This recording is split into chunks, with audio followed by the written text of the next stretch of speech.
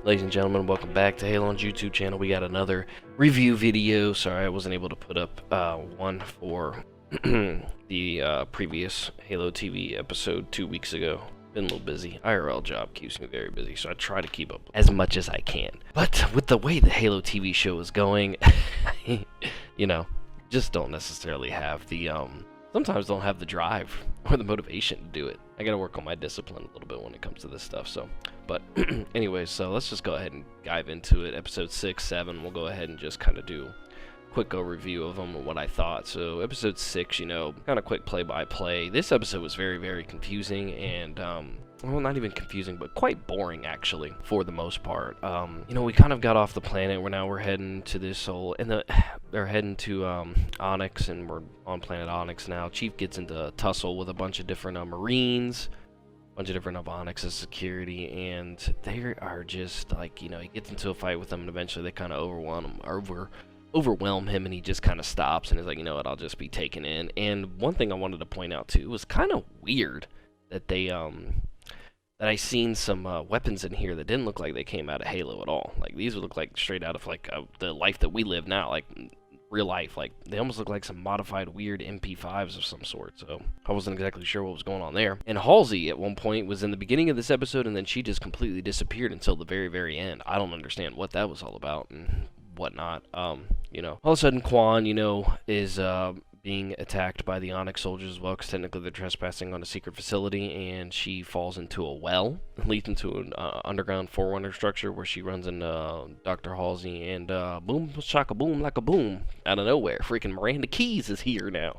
And in this episode 6, too, I know I'm going to be jumping around a little bit, too, they did not talk about the fact that Captain Keyes is gone, or Admiral Keyes. I keep forgetting he was received a promotion somehow between seasons. But Admiral Keyes is gone. They didn't talk about it at all this episode. I figured if a mom and daughter haven't seen each other in a little while, and in fact that Miranda was, or not Miranda, but Catherine was very concerned about where her daughter was. The first thing she'd want to run and tell her is, I'm sorry, your dad's dead. I watched him die. No, they don't talk about it at all until episode 7, which is so fucking weird to me. I don't understand why that was going on.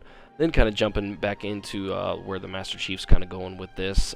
He gets captured, brought into the facility. The Marines are kind of tying him up, and you got that weird captain that's got like a thing against the Spartans, which I just don't, to me, that's just one of the weird changes I don't understand. Like, I get it, not all humanity may be big fans of the Spartans, but like, why are we torturing the Spartan too? Like, why are we messing with him? I don't understand.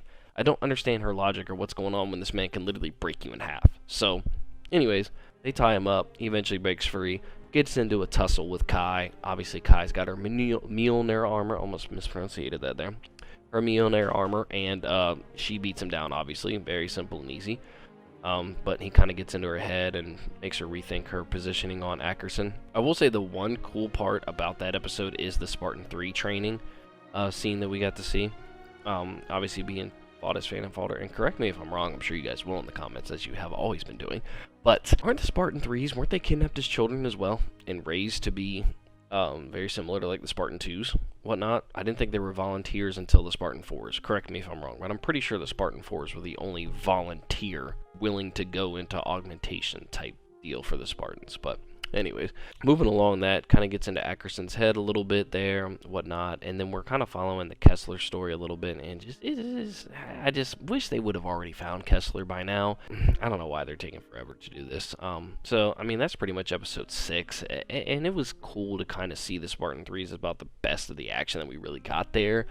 Then kind of transitioning into episode 7, it was a little more play on nuisance of pretty much what we seen in the last episode. The Kessler story gets wrapped up, sort of, kinda, with Kessler being taken into what looks like potentially Spartan training, becoming a Spartan 3, which I felt was really, really, really weird. And then the fact that Soren was like letting him kind of go through instead of rescuing him, and Soren's wife, Kessler's mom, is not about that and whatnot. And then obviously Kessler, as they do play on in just about every television show or movie where a kid sees their father absolutely going freaking bananas, then he gets scared and walks the opposite direction, and I think they all got kidnapped and taken away. Like, I don't know, it was just really, really weird. Glad they kind of wrapped that story up a little bit. Focusing back in a little bit on what's going on with the Chief, Master Cheeks, Johnny Two Rings, whatever we're making fun of him, calling him now. He is guided by Cortana to Ackerson to be able to find his Mjolnir armor, and he gets into a little bit of a tussle with Ackerson, kind of holding him up, letting him know, hey, look, I'll break you in half. You're going to tell the UNSC, you're going to talk to the people, the courts, and all that stuff about what Parangoski's doing, about everything with Oni and what's going on. And that's something else that was noticed too. I don't know why they're calling it ONI now instead of just Oni. Like, what? Why are we transitioning from C? This weird connotation stuff. Anyways, they kind of get into a little bit, and eventually Chief does get back to his armor, into which he is allowed to basically just kind of do whatever he wants at this point. I mean, steal a Condor, go to the Halo ring, do this. Maquis and the elites, obviously the little rebellion, little uprising with the Arbiter and his elites, they finally gets quelled, put down. The priest is killed by Maquis hiding in a corner with a little mini energy sword. Not exactly sure where she grabbed that from, whatnot. And in fact, the Cortana was able to distract the priest for a minute so Maquis could do that. Again, gotta hats off to the CGI special effects crew. The elites look phenomenal. I mean, still, Covenant ship doesn't look great. Not enough purple, not enough alien-like stuff going on. But now, kind of to get into a little bit more of a positive note. Episode 7, actually, believe it or not, the stuff that involved Kwan in this episode was actually very good.